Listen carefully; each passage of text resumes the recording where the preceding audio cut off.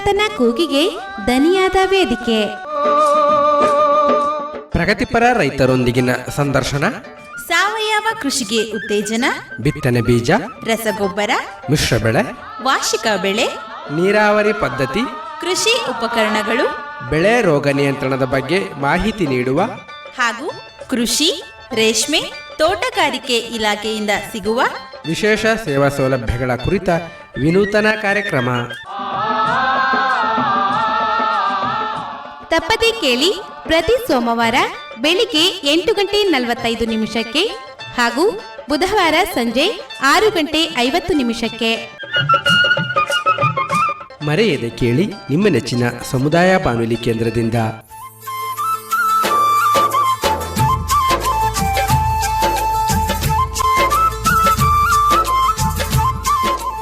ಆತ್ಮೀಯ ಜನಧ್ವನಿ ಕೇಳುಗರಿಗೆಲ್ಲ ನಮಸ್ಕಾರ. ನೀವು ಕೇಳ್ತಾ ಇದ್ದೀರಾ ಜನಧ್ವನಿ ರೇಡಿಯೋ. ಇದು 90.8 ಕಂಪನಾಂಕದಲ್ಲಿ ಸರಗೂರಿನಿಂದ ಪ್ರಸಾರವಾಗುತ್ತಿರುವ ಮೈಸೂರಿನ ಮೊಟ್ಟಮೊದಲ ಸಮುದಾಯ ರೇಡಿಯೋ. ನಾನು ನಿಮ್ಮ ರೇಡಿಯೋ ಗೆಳೆಯ ಶ್ರೀಕಾಂತ್ ಸರಗೂರು. ಎಂದಿನಂತೆ ತಮ್ಮೆಲ್ಲರಿಗೂ ರೈತಧ್ವನಿ ಕಾರ್ಯಕ್ರಮಕ್ಕೆ ಆತ್ಮೀಯವಾದ ಸ್ವಾಗತವನ್ನು ಕೋರುತ್ತಿದ್ದೇನೆ. ಪ್ರಿಯ ಕೇಳುಗರೆ, ಇಂದಿನ ರೈತಧ್ವನಿ ಕಾರ್ಯಕ್ರಮದಲ್ಲಿ ನಮ್ಮ ಜೊತೆ ಇದ್ದಾರೆ ಸರಗೂರು ತಾಲೂಕಿನ ಭೀಮಟ್ಕೆರೆ ಹಡಿಯ ಪ್ರಗತಿಪರ ಕೃಷಿಕರಾದಂಥ ಶ್ರೀಯುತ ಗುರುಸ್ವಾಮಿಯವರು. ಇವರು ಕಳೆದ ಕೆಲವು ವರ್ಷಗಳಿಂದ ಈ ಕೃಷಿಯನ್ನು ಮಾಡ್ತಾ ಬರ್ತಾಯಿದ್ದು, ಅದರಲ್ಲಿ ಪ್ರಮುಖವಾಗಿ ಆಹಾರ ಧಾನ್ಯಗಳ ಬೆಳೆಗಳನ್ನು ಬೆಳೆಯೋದ್ರ ಜೊತೆಗೆ ಪ್ರಮುಖವಾಗಿ ತೆಂಗು, ಸಪೋಟ, ಮೆಣಸು, ಕಾಫಿ ಮತ್ತು ಅಡಿಕೆ ಈ ಪ್ರಮುಖ ತೋಟಗಾರಿಕೆ ಬೆಳೆಗಳನ್ನು ಬೆಳೀತಾ ತಮ್ಮ ಕೃಷಿ ಚಟುವಟಿಕೆಯನ್ನು ಮಾಡ್ತಾ ಅದರಲ್ಲಿ ತಮ್ಮ ಯಶಸ್ಸನ್ನು ಕಾಣ್ತಾ ಬರ್ತಾ ಇದ್ದಾರೆ. ಹಾಗಾದರೆ ಬನ್ನಿ ಅವರನ್ನ ಕಾರ್ಯಕ್ರಮಕ್ಕೆ ಸ್ವಾಗತಿಸಿ ಅವರ ಈ ತೋಟಗಾರಿಕಾ ಬೆಳೆಗಳ ಯಶಸ್ಸಿನ ಕುರಿತು, ಒಟ್ಟಾರೆ ಕೃಷಿ ಅನುಭವ ಕುರಿತು ಮಾಹಿತಿಯನ್ನು ತಿಳಿದು ಬರೋಣ.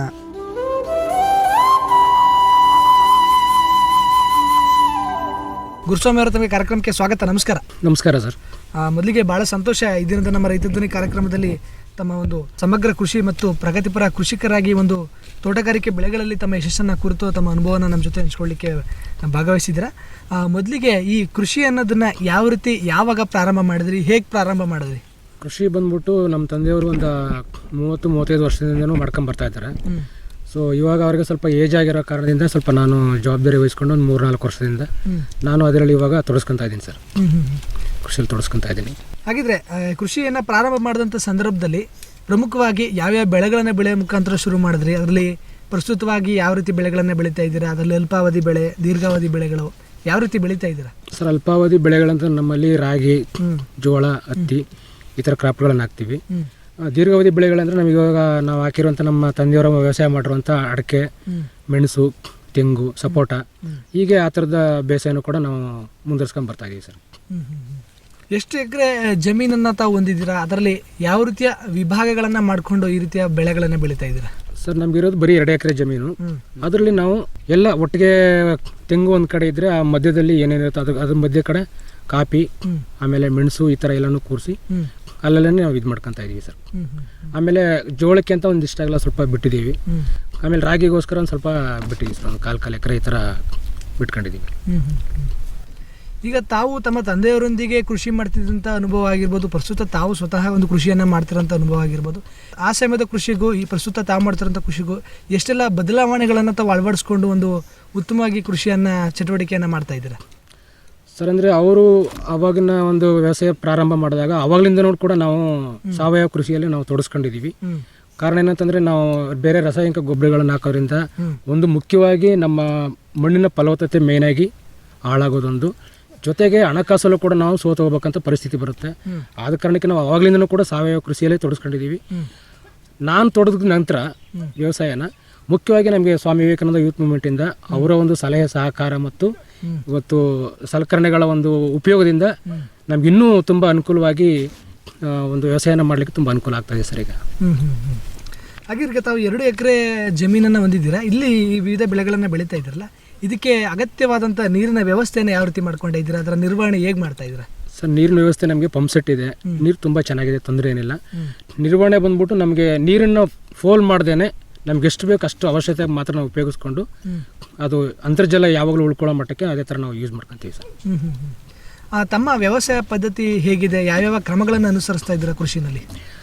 ಸರ್, ಕೃಷಿಯಲ್ಲಿ ನಾವೀಗ ಅದೇ ಮುಖ್ಯವಾಗಿ ತಮಗೆ ಹೇಳಿದ್ನಲ್ಲ ಸರ್, ಇವಾಗ ನಾವು ಆವಾಗ ವ್ಯವಸಾಯದಲ್ಲಿ ನಾವು ಹೊಸದಾಗಿ ತೊಡಗಿರೋದ್ರಿಂದ ನಮ್ಮ ಆಡಲಿರುವಂಥ ವ್ಯವಸಾಯ ಮೊದಲಿಂದ ಮಾಡ್ಕೊಂಬತ್ತಿರೋರನ್ನ ಅವರ ಒಂದು ಅನುಭವಗಳನ್ನು ಹಂಚ್ಕೊಳ್ತಾ, ಜೊತೆಗೆ ನಾವು ಸ್ವಾಮಿ ವಿವೇಕಾನಂದ ಯೂತ್ ಮೂವ್ಮೆಂಟ್ನವರ ಒಂದು ಸಲಹೆಗಳನ್ನು ಹೆಚ್ಚಾಗಿ ಪಡ್ಕೊಂತ, ಬರೀ ಸಲಹೆ ಅಂತಲ್ಲ, ಸಲಕರಣೆಗಳು ಕೂಡ ಅವರಿಂದ ನಮ್ಗೆ ತುಂಬ ಉಪಯುಕ್ತವಾಗಿದೆ. ಅವುಗಳನ್ನು ಕೊಡೋದ್ರ ಮುಖಾಂತರ ಇವಾಗ ಉದಾಹರಣೆಗೆ ಎರೆಳು ಗೊಬ್ಬರದ ಒಂದು ಘಟಕ ಇರ್ಬೋದು, ಅದನ್ನು ಕೊಟ್ಟಿದ್ದಾರೆ. ಆಮೇಲೆ ಇವಾಗ ಮಿಶ್ರ ಬೆಳೆಗಳನ್ನ ಯಾವ ಥರ ಬೆಳಿಬೋದು ಅಂತನ್ನೋದ್ರ ಬಗ್ಗೆ, ಕೆಲವರಿಗೆ ಪಂಪ್ ಸೆಟ್ ಇದ್ದು ಪೈಪ್ಗಳಿಲ್ದಿರೋರಿಗೆ ಪೈಪ್ಗಳನ್ನು ಕೊಡಿಸೋದ್ರ ಮುಖಾಂತರ ಎಲ್ಲ ಸಹಾಯಗಳನ್ನು ಕೂಡ ಅವ್ರು ಮಾಡ್ತಾ ಇರೋದ್ರಿಂದ ನಮಗೆ ಹೆಚ್ಚಿನ ಒಂದು ಮಾಹಿತಿ ಮತ್ತು ತಂತ್ರಜ್ಞಾನಗಳ ಒಂದು ಸಹಾಯ ಕೂಡ ಅವರಿಂದ ಆಗ್ತಾ ಇದೆ ಸರ್. ಸರ್, ಈಗ ಪ್ರಮುಖವಾಗಿ ತಾವು ಆಹಾರ ಧಾನ್ಯ ಬೆಳೆಗಳಲ್ಲಿ ರಾಗಿ ಆಗಿರ್ಬೋದು, ಜೋಳ ಆಗಿರ್ಬೋದು, ಜೊತೆಗೆ ಹತ್ತಿಯನ್ನು ಬೆಳೀತಾ ಇದ್ದೀರಾ ಅಲ್ಪಾವಧಿ ಬೆಳೆಗಳಾಗಿ. ಇದನ್ನು ಯಾವ್ಯಾವ ವ್ಯವಸಾಯ ಪದ್ಧತಿ ಕ್ರಮ ಅನುಸರಿಸಿ ಬೆಳೀತಾ ಇದ್ದೀರಾ ಸರ್? ಇದರಲ್ಲಿ ಸಾವಯವ ಪದ್ಧತಿ ಅಳವಡಿಕೆ ಇದೆಯಾ ಸರ್? ನಾವು ಸಾವಯವ ಕೃಷಿಯನ್ನೇ ಮಾಡ್ತಿರೋದ್ರಿಂದ ಮುಖ್ಯವಾಗಿ ಸಿರಿಧಾನ್ಯಗಳನ್ನು ಈ ಹೊಸದಾಗಿ ನಾವು ಪರಿಚಯ ಮಾಡ್ಕೊಂಡ್ವಿ. ತುಂಬ ಅದು ನಮ್ಮ ಹಿಂದಿನ ಕಾಲದಲ್ಲಿ ಬೆಳೀತಾ ಇದ್ರಿ ಅಂತ ನಮಗೆ ಗೊತ್ತಿಲ್ಲ ಅದು. ಸೊ ಇವಾಗ ನಮ್ಗೆ ಹೊಸದಾಗಿ ಪರಿಚಯ ಆಗಿರೋದ್ರಿಂದ ಅದನ್ನ ಯಾವ ಥರ ಬೆಳಿಬೇಕು, ಯಾವ ಸೀಸನಲ್ಲಿ ಬೆಳಿಬೇಕು, ಎಷ್ಟೆಷ್ಟು ಅಳತೆಯಲ್ಲಿ ನಾವು ಬೆಳಿಬೇಕು ಅನ್ನೋದನ್ನ ಕೆಲವು ತರಬೇತಿಗಳನ್ನು ಸಂಸ್ಥೆಯವರು ಕೊಡ್ತಾ ಇರೋದ್ರಿಂದ ಅವರ ಒಂದು ಸಲಹೆ ಮೇರೆಗೆ ಅದನ್ನು ಕೂಡ ಈ ವರ್ಷದಿಂದ ನಾವು ಪ್ರಯೋಗ ಮಾಡ್ತಾ ಇದೀವಿ ಸರ್. ನಾವು ಮಾಡಿಲ್ಲ ಒಂದು ಸುಮಾರು ಈಗ ಒಂದು 15-20 ಜನ ಈ ಥರ ಸಾವಯವ ಕೃಷಿಯಲ್ಲಿ ತೊಡಸ್ಕೊಂಡ್ರು ತುಂಬ ಒಂದು ಸಂತೋಷದ ಸುದ್ದಿ ಸರ್ ನಮಗೆ. ಅಂದರೆ ಪ್ರಮುಖವಾಗಿ ಇತ್ತೀಚೆಗೆ ಸಿರಿಧಾನ್ಯಗಳನ್ನು ಬೆಳೀತಾ ಇದ್ದೀರಾ? ಬೆಳಿಬೇಕಂತೇಳಿ ಈ ಸಲ ನಾವು ಎಲ್ಲರೂ ಕೂಡ ನಾವು ಬಿತ್ತನೆ ಕೂಡ ತಗೊಂಡಿದ್ದೀವಿ ಸರ್. ಈ ಥರ ಕೆಲವರು ಹತ್ತಿ ಕಡ್ಡಿ ತೆಗೆದಿರೋದ್ರಿಂದ ಬ್ಯಾಲೆನ್ಸ್ ಇದ್ದಾರೆ, ಎಲ್ಲರೂ ಕೆಲವರು ಹಾಕೊಂಡಿದ್ದಾರೆ ಸರ್. ಈಗ ಹಾಕಿ ಕೆಲವರು ಸಜ್ಜೆ ಆಗಿರ್ಬೋದು, ನವಣೆ ಆಗಿರ್ಬೋದು, ಇದೆಲ್ಲ ಕೆಲವರು ಕೂಡ ಬೆಳೆನ ಕಾಣ್ತಾ ಇದ್ದಾರೆ ಸರ್ ಈಗ. ಅಂದರೆ ಅತಿ ವಿರಳ ಈ ಭಾಗದಲ್ಲಿ ಸಿರಿಧಾನ್ಯಗಳನ್ನು ಬೆಳೆಯೋದು. ಅದು ಕರ್ನಾಟಕದಲ್ಲೂ ಕೆಲವು ಭಾಗಗಳಲ್ಲಿ ಬಿಟ್ಟರೆ ಸಿರಿಧಾನ್ಯಗಳು ನಮ್ಮ ಈ ಭಾಗದಲ್ಲಿ ಬೆಳೀತಾ ಇದೆ ಅಂದರೆ ಒಂದೊಂದು ಸಂತೋಷದ ವಿಚಾರ. ಈ ನಿಟ್ಟಿನಲ್ಲಿ ಈ ಸಿರಿಧಾನ್ಯಗಳ ಮಹತ್ವ ಕುರಿತು ತಮ್ಮ ಅನುಭವವನ್ನು ಹಂಚ್ಕೊಳ್ಳಿ ಸರ್. ಸಿರಿಧಾನ್ಯ ಬೆಳೆಗಳಂತಂದರೆ ಸರ್, ವಾಣಿಜ್ಯ ಬೆಳೆಗಳು ನಮಗೆ ಅದು ವ್ಯಾಪಾರ ಮಾಡಿ ಹಣ ಗಳಿಸೋದು ಮಾತ್ರ ಇರುತ್ತೆ. ಸೊ ಸಿರಿಧಾನ್ಯಗಳಂತಂದಾಗ ಅದನ್ನು ಹೆಚ್ಚಾಗಿ ನಮ್ಮ ಆರೋಗ್ಯಕ್ಕೆ ನಾವು ಉಪಯೋಗಿಸಿದ ನಂತರ ಪಕ್ಕದವರು ಕೂಡ ನಾವು ಕೊಟ್ಟು ಅವರ ಆರೋಗ್ಯವನ್ನು ಕಾಪಾಡ್ಕೊಳ್ಳಿಕ್ಕೆ ಒಂದು ಅನುಕೂಲ ಆಗುತ್ತೆ ಅಂತೇಳಿ ನಮಗೆ ಇವಾಗ ಮನವರಿಕೆ ಆಗಿದೆ ಸರ್ ಅದು. ಸರ್, ಹಾಗೆಯೇ ತಾವು ಪ್ರಮುಖವಾಗಿ ತೋಟಗಾರಿಕೆ ಬೆಳೆಗಳಲ್ಲಿ ತೆಂಗು, ಸಪೋಟ, ಮೆಣಸು ಮತ್ತು ಕಾಫಿ ಆಗಿರ್ಬೋದು, ಅಡಿಕೆ, ಇವುಗಳನ್ನು ತಮ್ಮ ಜಮೀನಲ್ಲಿ ಬೆಳೀತಾ ಇದ್ದೀರಾ. ಈ ತೋಟಗಾರಿಕೆ ಬೆಳೆಗಳನ್ನು ಬೆಳಿಬೇಕು ಅಂತ ತಮಗೆ ಏಕೆ ಅನಿಸ್ತು? ಎಲ್ಲಿ ತರಬೇತಿಯನ್ನು ಪಡ್ಕೊಂಡು ಈ ಬೆಳೆಗಳನ್ನು ಬೆಳೀತಾ ಇದ್ದೀರಾ ಸರ್? ಇದ್ರ ಬಗ್ಗೆ ಹೇಳ್ಬೇಕಂದ್ರೆ ಸುಮಾರು ಒಂದು 40-45 ವರ್ಷಗಳ ಹಿಂದೆ ಪಾಳಿದ್ದಂಥ ಜಮೀನುಗಳನ್ನು ನಮ್ಮ ಕೃಷಿ ಇಲಾಖೆಯವರು ಅವಾಗ ಕೃಷಿ ಇಲಾಖೆಯವರು ಅದನ್ನು ದತ್ತು ಥರ ತಗೊಂಡು ಅದನ್ನು ತೆಂಗು ಅಥವಾ ಸಪೋಟ ಇವುಗಳನ್ನು ಮಾತ್ರ ಹಾಕಿ ಡೆವಲಪ್ ಮಾಡಿ ತಿರ್ಗಿ ಅವ್ರಿಗೆ ಜಮೀನವ್ರಿಗೆ ಹ್ಯಾಂಡ್ ಓವರ್ ಮಾಡುವಂಥ ಒಂದು ಸ್ಕೀಮ್ ಇತ್ತು. ಅದನ್ನು ಮಾಡಿದ್ದನ್ನು ನಮ್ಮ ತಂದೆಯವರು ಉಳಿಸ್ಕೊಂಡ್ಬಂದರು. ಜೊತೆಗೆ ಗಿಡ ಮರಗಳನ್ನು ಬೆಳೆಸೋದು, ನಮ್ಮಲ್ಲಿ ನರ್ಸರಿ ಮಾಡಿ ಬೇರೆ ಕಡೆಗೆ ಸಸಿಗಳನ್ನು ಕಳಿಸುವಂಥ ವ್ಯವಸ್ಥೆಯನ್ನು ನಮ್ಮ ತಂದೆಯವರು ಮಾಡ್ತಾಯಿದ್ರು. ಮರಡ ಸಂಸ್ಥೆಯವರಾಗಿರ್ಬೋದು ಅಥವಾ ಅರಣ್ಯ ಇಲಾಖೆಯವರಾಗಿರ್ಬೋದು, ಅವ್ರಿಗೆ ಜಾಗಗಳನ್ನ ನಾವು ಫ್ರೀಯಾಗಿ ಕೊಡ್ತಾ ಇದ್ವಿ ಗಿಡಗಳನ್ನು ಬೆಳೆಯೋಕ್ಕೆ. ಬೇರೆ ಬೇರೆ ಕಡೆ ಕಾಡ್ಗೋ ಅಥವಾ ಕಾಡಂಚಿನ ಗ್ರಾಮಗಳಿಗೂ ಕೊಡಲಿಕ್ಕೆ ನಾವು ಜಾಗನ ಫ್ರೀಯಾಗಿ ಬಿಟ್ಕೊಡ್ತಾ ಇದ್ದು. ಜೊತೆಗೆ ನಾವು ಕೂಡ ಆ ಗಿಡಗಳಿಂದ ಸುಮಾರು ಮರಗಳನ್ನು ಬೆಳ್ಕೊಂಡು, ಅದ್ರ ಜೊತೆಗೆ ಬರೀ ಮರಗಳನ್ನು ಬೆಳ್ಕೊಳ್ಳೋ ಜೊತೆಗೆ ನಾವು ಅದ್ರ ಜೊತೆಗೆ ಮೆಣಸು ಹಾಕಿದ್ರೆ ಚೆನ್ನಾಗಿರುತ್ತಲ್ಲ ಅಂತೇಳಿ ತಮಿಳ್ನಾಡಿಂದ ನಾವು ಮೆಣಸಿನ ಬಳ್ಳಿಗಳನ್ನೆಲ್ಲ ತರಿಸಿ ಮೆಣಸು ಕ್ರಾಫ್ಟನ್ನು ಕೂಡ ನಾವು ಚೆನ್ನಾಗಿ ಮಾಡ್ಕೊಂಡಿವಿ ಸರ್. ಈ ವ್ಯವಸಾಯ ಪದ್ಧತಿಯನ್ನು ಅನುಸರಿಸಲಿಕ್ಕೆ ಇದಕ್ಕೆ ಬೇಕಾದಂಥ ಅಗತ್ಯ ಮಾಹಿತಿನ ಎಲ್ಲಿ ತರಬೇತಿಯನ್ನು ಪಡ್ಕೊಂಡ್ರಿ ಸರ್? ಅವಾಗ ತರಬೇತಿ ಏನಿಲ್ಲ ಅಂತ ತಂದೆಯವ್ರಿಗೆ, ಇವಾಗಂತೂ ನಮಗೆ ಒಳ್ಳೆ ತರಬೇತಿ ಸಿಗ್ತದೆ ಸರ್. ಅವಾಗಿನ ಒಂದು ವ್ಯವಸಾಯ ಅಂತಾರೆ ಅವರು ತಮ್ಮ ಒಂದು ಸ್ವಂತ ಅನುಭವದ ಮೇಲೆ ಅಷ್ಟೆಲ್ಲ ಮಾಡ್ಕೊಂಡಿದ್ದಾರೆ. ಇವಾಗ ನಮ್ಗೆ ಒಳ್ಳೆ ತರಬೇತಿಗಳು, ಒಳ್ಳೊಳ್ಳೆ ಸ್ಥಳಗಳಲ್ಲಿ ಕರ್ಕೊಂಡೋಗಿ ಅಲ್ಲಿರುವಂಥ ವ್ಯವಸಾಯಗಾರರ ಜೊತೆ ಚರ್ಚೆ ಆಗೋ, ಸಂದರ್ಶನ ಮಾಡಿಸೋದು, ಮತ್ತು ಅಲ್ಲಿರೋ ಕ್ರಾಫ್ಟ್ಗಳನ್ನು ನೋಡುವಂಥ ಎಲ್ಲ ವ್ಯವಸ್ಥೆನೂ ಕೂಡ ನಮಗೆ ಮಾಡಿಕೊಡ್ತಾ ಇದ್ದಾರೆ ಸರ್. ಈ ತೋಟಗಾರಿಕೆ ಬೆಳೆಗಳು ಬಹಳಷ್ಟು ಖರ್ಚನ್ನು ಭರಿಸ್ತವೆ ಮತ್ತು ಇವು ದೀರ್ಘಾವಧಿ ಬೆಳೆಗಳಾಗಿರೋದ್ರಿಂದ ಬೆಳೆ ಕೈಗೆ ಸಿಗುವಂಥದ್ದು ತಡವಾಗಿರುತ್ತೆ. ಇದರ ಖರ್ಚು ವೆಚ್ಚಗಳ ನಿರ್ವಹಣೆ ಆಗಿರ್ಬೋದು, ಇದೆಲ್ಲ ಹೇಗೆ ನಡೀತಿದೆ ಸರ್? ಸರ್, ನಮಗೆ ಇಲ್ಲಿ ಖರ್ಚು ವೆಚ್ಚ ಅಂತ ತುಂಬ ಜಾಸ್ತಿ ಏನು ಆಗೋದೇ ಇಲ್ಲ ಸರ್. ಅದು ನಾವು ದನದ ಗೊಬ್ಬರ, ಆಮೇಲೆ ನಮ್ಮಲ್ಲಿ ಸಿಗುವಂಥ ಕಸ ಕಡ್ಡಿಗಳನ್ನು ತರೋದು ನಾವು ಗೊಬ್ಬರ ಮಾಡೋದ್ರಿಂದ ಯಾವುದೇ ರೀತಿ ಖರ್ಚು ನಮ್ಗೆ ಅನಿಸೋದಿಲ್ಲ ಸರ್. ಇವಾಗ ನೀರಾವರಿ ವ್ಯವಸ್ಥೆ ಇರೋದ್ರಿಂದ ಸ್ವಂತ ನೀರಿದೆ, ಜೊತೆಗೆ ನಮ್ಗೆ ಅಲ್ಲೇ ಗೊಬ್ಬರ ಸಿಗೋದ್ರಿಂದ ಅಲ್ಲೇ ಕೊಳ್ತು ಎಲ್ಲ ಗೊಬ್ಬರ ಆಗೋದ್ರಿಂದ ನಮಗೆ ಇಳುವರಿನೂ ಚೆನ್ನಾಗಾಗುತ್ತೆ, ಖರ್ಚೇ ಅನಿಸಲ್ಲ ಸರ್. ನಾವು ಅದಷ್ಟೇ, ನಮ್ಗೆ ಏನಂದರೆ ಕೀಳುವಾಗ ಅದನ್ನು ಬಿಡಿಸಿ, ಮೆಣಸು ಅಥವಾ ಕಾಪಿನ ಬಿಡಿಸಿ ಕೀಳುವಾಗ ಮರ ಮೇಲ್ಗಡೆ ಟಾಪ್ ಹೊಡಿಯೋವಾಗ ಮಾತ್ರ ನಾವು ಸ್ವಲ್ಪ ಕೂಲಿಗೆ ಜನ ಕೇಳ್ತಾರೆ ಅಷ್ಟೇ. ಇನ್ನು ಅದು ಬಿಟ್ಟರೆ ಬೇರೆ ಥರ ಖರ್ಚೇ ಬರಲ್ಲ ಸರ್. ಸರ್, ಹಂಗಿದ್ರೆ ಈಗ ಸಾವಯವ ಗೊಬ್ಬರವನ್ನು ತಾವು ತಮ್ಮ ಜಮೀನಲ್ಲಿ ಏನಾದರೂ ಮಾಡ್ಕೋತಾ ಇದ್ದೀರಾ? ಯಾವ್ಯಾವ ರೀತಿಯ ಗೊಬ್ಬರಗಳನ್ನ ತಾವು ಮಾಡ್ಕೋತೀರಾ ಸರ್? ಕಾಣಿಸ್ತಾ ಇದೆ ಸರ್ ನಿಮ್ಗೆ ನೋಡಿ, ಇದೇನೇ ಸರ್ ನಮ್ಮದು ಎರೆಳು ಗೊಬ್ಬರದ ಘಟಕ. ಸೊ ಇಲ್ಲೇನಂತಂದ್ರೆ ನಾವು ನಮ್ಮಲ್ಲಿ ಸಿಗುವಂಥ ಸೊಪ್ಪುಗಳನ್ನೆಲ್ಲ ತರೋದು, ದನದ ಸಗಣಿನೆಲ್ಲ ಹಾಕಿ ಅದನ್ನು ಡಿಕಂಪೋಸ್ ಅಂದರೆ ಅರ್ಧ ಕೊಳಿಸಿ ತಿರ್ಗಾ ನಂತರ ಅದಕ್ಕೆ ಎಲ್ಲನೂ ಮಿಕ್ಸ್ ಮಾಡಿ ನಾವೇನು ಮಾಡ್ತೀವಿ, ಎರೆಳಿಗೂ ಆಲ್ರೆಡಿ ನಮ್ಗೆ ಕೊಟ್ಟಿದ್ದಾರೆ. ಅದು ಗೊಬ್ಬರ ಆದ ತಕ್ಷಣ ಅದನ್ನು ಮೊದಲನೇ ಪ್ರಯೋಗ ಮಾಡ್ತಿರೋದ್ರಿಂದ ಗೊಬ್ಬರ ಆದ ತಕ್ಷಣ ನಾವು ತಿರ್ಗಾ ಇನ್ನೊಂದಷ್ಟು ತೊಟ್ಟಿಗಳನ್ನು ಮಾಡಿ, ಘಟಕಗಳನ್ನು ಮಾಡಿ ನಾವು ಪೂರ್ತಿ ಇದೇ ಗೊಬ್ಬರಗಳನ್ನು ಎಲ್ಲ ಬೆಳೆಗಳಿಗೂ ನಾವು ಹಾಕ್ಬೇಕು ಅನ್ಕೊಂಡಿದ್ದೀವಿ ಸರ್. ಈಗ ರಾಸಾಯನಿಕ ಗೊಬ್ಬರಗಳ ಬಳಕೆ ಇಲ್ಲ ತಮ್ಮಲ್ಲಿ? ಇಲ್ಲ ಸರ್, ಮೊದಲಿಂದನೂ ಇಲ್ಲ. ಅದ್ರದ್ದು ಮಹತ್ವ ನಿಮ್ಗೆ ಹೇಗೆ ತಿಳಿಯಿತು? ಈ ಸಾವಯವ ಕೃಷಿಯನ್ನು ಅನುಸರಿಸಬೇಕು, ರಾಸಾಯನಿಕ ಕಡೆ ನಾವು ಒಲವನ್ನು ತೋರ್ಬೋದು ಅಂತ, ಅದರ ಮಹತ್ವ ತಮಗೆ ಹೇಗೆ ಅರಿವಾಯಿತು? ಸರ್ ನಮ್ಗೆ ಇವಾಗ ನಮ್ಮ ಸ್ವಾಮಿ ವಿವೇಕಾನಂದ ಯೂತ್ ಮೂವ್ಮೆಂಟ್ನಲ್ಲಿ ಕೆಂಚನಹಳ್ಳಿಯಲ್ಲಿ ಇರುವಂಥ ಒಂದು ಟ್ರೈನಿಂಗ್ ಸೆಂಟ್ರಲ್ಲಿ ಇದಕ್ಕೆ ಅಂತ ಒಂದು ಸೆಕ್ಷನ್ ಇದೆ. ಸಾವಯವ ಕೃಷಿ ಬಗ್ಗೆ ಕೆಲಸ ಮಾಡೋಂಥವ್ರು ನಮ್ಮ ಚೇತನ್ ಸರ್ ಇರ್ಬೋದು, ಸಿದ್ದರಾಜ್ ಅವ್ರು ಇರ್ಬೋದು, ಡಾಕ್ಟರ್ ಡೆನ್ನಿಸ್ ಸರ್ ಇರ್ಬೋದು. ಇವರ ಒಂದು ಸಲಹೆ ಮೇರೆಗೆ ನಾವೇನು ಮಾಡಿದ್ವಿ ಅಂದರೆ ಕೆಲವು ಒಂದೆರಡು ಮೀಟಿಂಗ್ಗಳಿಗೆ ಅಟೆಂಡ್ ಮಾಡಿದ್ವಿ. ಸೊ ನಮ್ಗೆ ಅದ್ರ ಬಗ್ಗೆ ಗೊತ್ತೂ ಇರಲಿಲ್ಲ, ಇಂಟ್ರೆಸ್ಟು ಇರಲಿಲ್ಲ. ಸೊ ಮೀಟಿಂಗ್ಗಳಿಗೆ ಅಟೆಂಡ್ ಮಾಡಿದಾಗ ಇದರ ಒಂದು ಮಹತ್ವನ ನಮ್ಗೆ ಅವ್ರು ತಿಳಿಸ್ಕೊಟ್ರು. ಆ ಒಂದು ಆಧಾರದ ಮೇಲೆ ಅವ್ರು ಕರೆಯುವಂಥ ಎಲ್ಲ ಸಭೆಗಳಿಗೂ ನಾವು ಹಾಜರಾಗಿ, ಎಲ್ಲ ಟ್ರೈನಿಂಗ್ಗಳಿಗೂ ಹಾಜರಾಗಿ ಇದನ್ನು ಪ್ರಯೋಗ ಮಾಡಿ ನೋಡೋಣ ಅಂತೇಳಿ ನಾವು ಒಂದು ಪ್ರೇರೇಪಿತರಾದ್ವಿ ಸರ್. ಸಂಸ್ಥೆ ಯಾವ್ಯಾವ ತರಬೇತಿಗಳಲ್ಲಿ ಕೃಷಿ ತರಬೇತಿಯನ್ನು ಪಡ್ಕೊಂಡಿದ್ದೀರಾ? ಸರ್ ಕೃಷಿ ತರಬೇತಿ ಅಂದರೆ ಸರ್ ಇವಾಗ ನಮಗೆ ಸಾವಯವ ಕೃಷಿ ಬಗ್ಗೆ ಬೇರೆ ಕಡೆ ಓರಿಯಂಟೇಷನ್ ಕರ್ಕೊಂಡು ಹೋಗುವಂಥದ್ದು, ಅಲ್ಲಿ ಯಾವ್ಯಾವ ಥರ ಬೆಳೆಗಳನ್ನು ಬೆಳೀತಾ ಇದ್ದಾರೆ. ಆಮೇಲೆ ರಾಗಿನ ನಾವು ಬರೀ ರಾಗಿ ಥರ ಬಿತ್ತಿದೆ ಅದನ್ನು ಸಾಲು ರಾಗಿನೋ ಅಥವಾ ನಾಟಿ ಮಾಡಿದರೆ ಯಾವ ಥರ ಬೆಳೆ ಬರುತ್ತೆ, ಇದ್ರ ಬಗ್ಗೆ ನಮ್ಗೆ ತುಂಬ ತಿಳುವಳಿಕೆ ಕೊಟ್ಟಿದ್ದಾರೆ ಸರ್. ಎಷ್ಟೆಲ್ಲ ಅನುಕೂಲ ಆಗಿದೆ ಈ ತರಬೇತಿಗಳಿಂದ? ಸರ್ ಅನುಕೂಲ ಆಗಿದೆ ಸರ್. ನಾವು ಈ ಸಲ ಹೊಸದಾಗಿ ಇದನ್ನು ಮಾಡ್ತಿರೋದ್ರಿಂದ ಸಿರಿಧಾನ್ಯಗಳು ಮತ್ತಿತರ ವ್ಯವಸಾಯಗಳನ್ನು ಹೊಸದಾಗಿ ಮಾಡ್ತಿರೋದ್ರಿಂದ ಇವರ ಒಂದು ಅನುಕ್ರಮದ ಮೇಲೆ ನಾವು ಮಾಡ್ತಾ ಇರೋದ್ರಿಂದ ಈ ವರ್ಷ ನೋಡ್ಬೇಕಾದ್ರೆ ರಿಸಲ್ಟ್ ನೋಡ್ತೀವಿ, ನೋಡಿ ಅದನ್ನು ಕಂಟಿನ್ಯೂ ಮಾಡ್ಬೇಕು ಅನ್ಕೊಂಡಿದ್ದೀವಿ ಸರ್.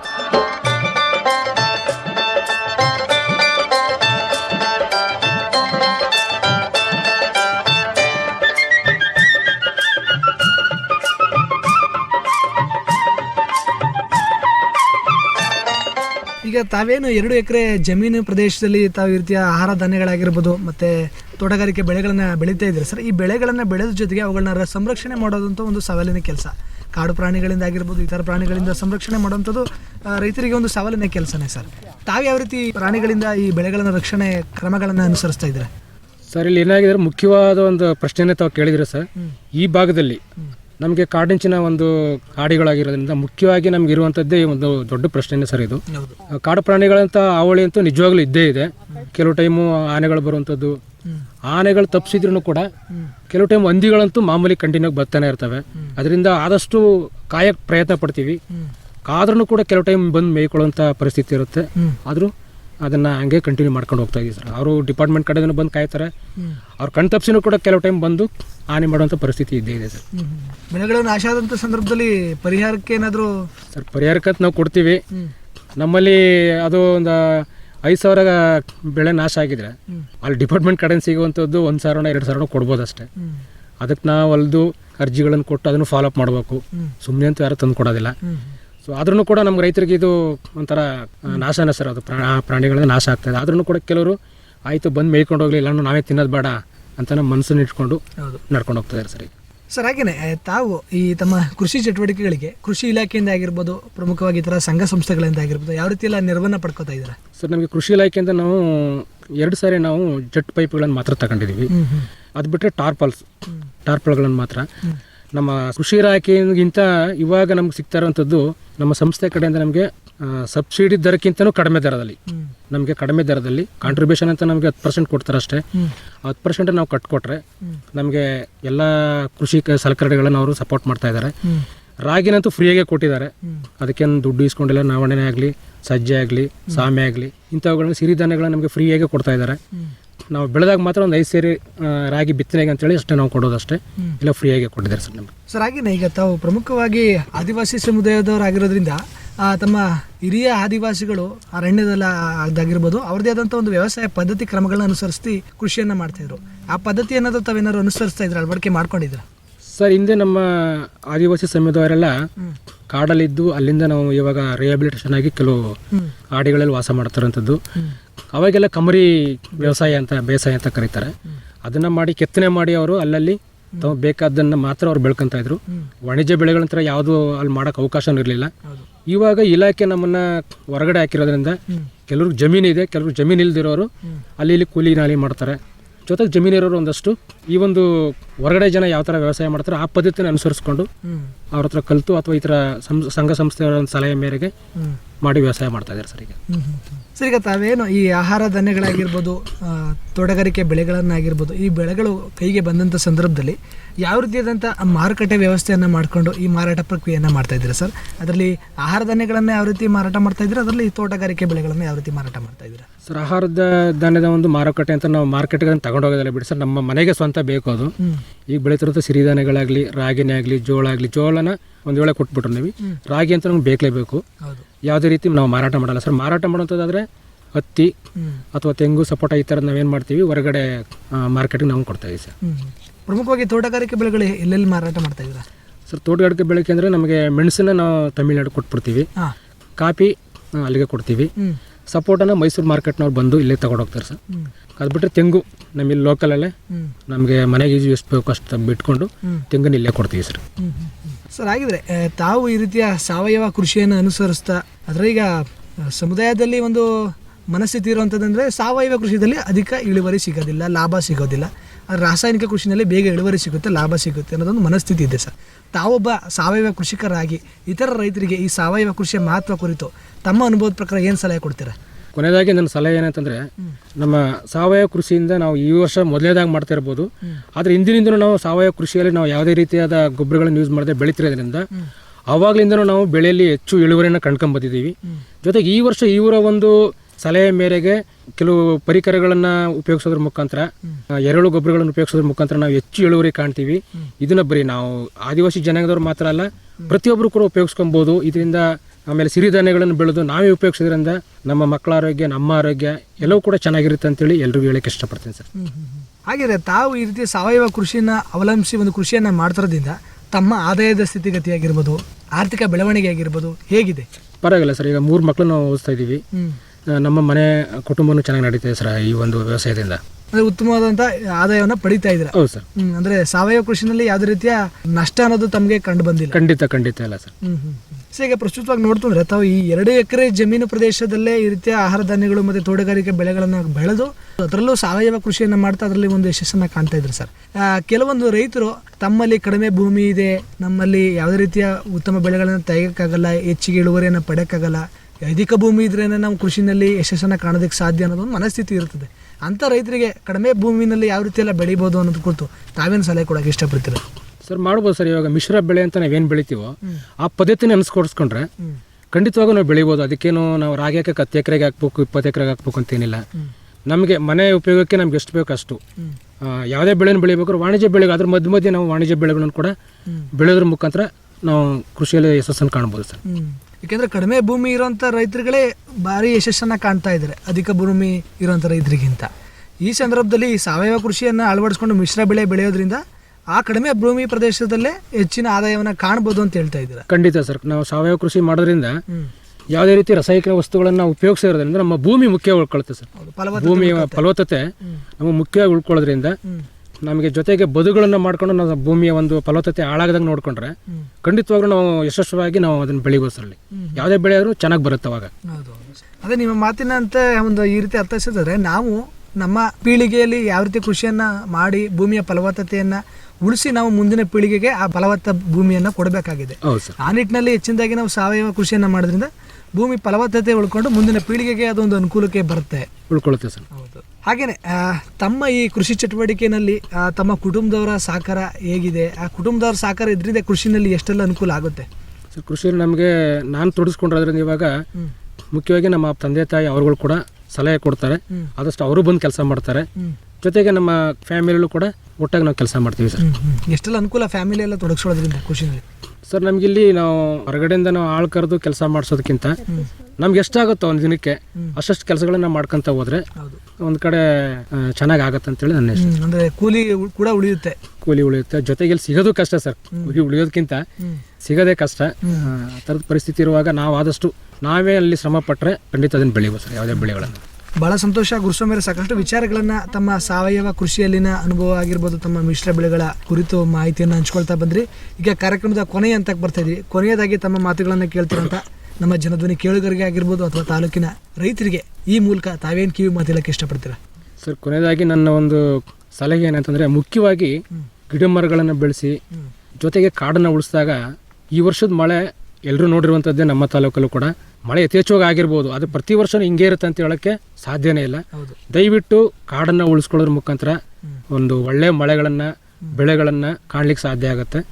ಜೊತೆಗೆ ನಾನು ಯಾವಾಗಲೇ ಹೇಳ್ದಂಗೆ ಸಾವಯವ ಕೃಷಿಯನ್ನು ಎಲ್ಲರೂ ಕೂಡ ಅನುಸರಿಸ್ಕೊಳ್ಳಿ ದಯವಿಟ್ಟು. ಇದನ್ನು ಅನುಸರಿಸೋದ್ರ ಮುಖಾಂತರ ನಾನು ಆಗಲೇ ಹೇಳ್ದಂಗೆ ಭೂಮಿಯ ಫಲವತ್ತತೆ ಉಳ್ಕೊಳ್ಳುತ್ತೆ, ಆರೋಗ್ಯ ಚೆನ್ನಾಗಿರುತ್ತೆ. ಮುಂದಿನ ಪೀಳಿಗೆಗೆ ನಾವು ಅದನ್ನು ಹೊಸದಾಗಿ ಪರಿಚಯ ಮಾಡಿಕೊಟ್ಟಂಗೆ ಆಗುತ್ತೆ.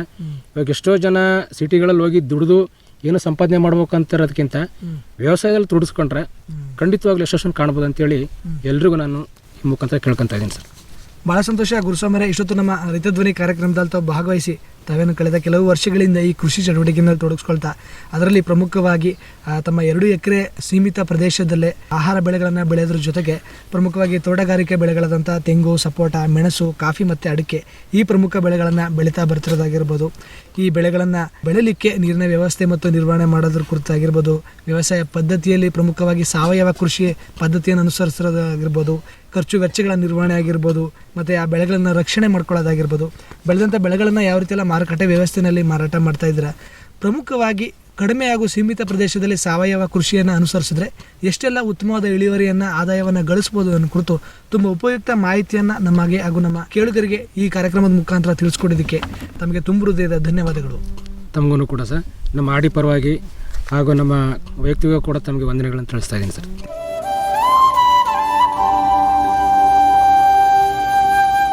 ಪ್ರಿಯ ಕೇಳುಗರೆ, ಇದುವರೆಗೂ ನೀವು ಕೇಳ್ತಾ ಇದ್ರಿ ನಮ್ಮ ರೈತ ಧ್ವನಿ ಕಾರ್ಯಕ್ರಮದಲ್ಲಿ ಸರಗೂರು ತಾಲೂಕಿನ ಭೀಮಟಕೆರೆ ಹಾಡಿಯ ಸಮಗ್ರ ಸಾವಯವ ಕೃಷಿಕರಾದಂಥ ಶ್ರೀಯುತ ಗುರುಸ್ವಾಮಿರವರ ಜೊತೆಗಿನ ಸಂದರ್ಶನ ಕಾರ್ಯಕ್ರಮ.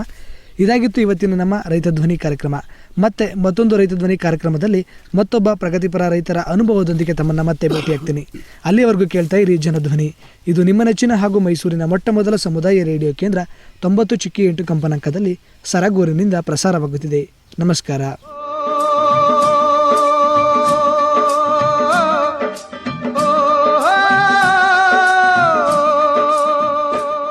ಅನ್ನದಾತನ ಕೂಗಿಗೆ ದನಿಯಾದ ವೇದಿಕೆ. ಪ್ರಗತಿಪರ ರೈತರೊಂದಿಗಿನ ಸಂದರ್ಶನ, ಸಾವಯವ ಕೃಷಿಗೆ ಉತ್ತೇಜನ, ಬಿತ್ತನೆ ಬೀಜ, ರಸಗೊಬ್ಬರ, ಮಿಶ್ರ ಬೆಳೆ, ವಾರ್ಷಿಕ ಬೆಳೆ, ನೀರಾವರಿ ಪದ್ಧತಿ, ಕೃಷಿ ಉಪಕರಣಗಳು, ಬೆಳೆ ರೋಗ ನಿಯಂತ್ರಣದ ಬಗ್ಗೆ ಮಾಹಿತಿ ನೀಡುವ ಹಾಗೂ ಕೃಷಿ, ರೇಷ್ಮೆ, ತೋಟಗಾರಿಕೆ ಇಲಾಖೆಯಿಂದ ಸಿಗುವ ವಿಶೇಷ ಸೇವಾ ಸೌಲಭ್ಯಗಳ ಕುರಿತ ವಿನೂತನ ಕಾರ್ಯಕ್ರಮ. ತಪ್ಪದೇ ಕೇಳಿ ಪ್ರತಿ ಸೋಮವಾರ ಬೆಳಿಗ್ಗೆ 8:45 ಹಾಗೂ ಬುಧವಾರ ಸಂಜೆ 6:50. ಮರೆಯದೆ ಕೇಳಿ ನಿಮ್ಮ ನೆಚ್ಚಿನ ಸಮುದಾಯ ಬಾನುಲಿ ಕೇಂದ್ರದಿಂದ.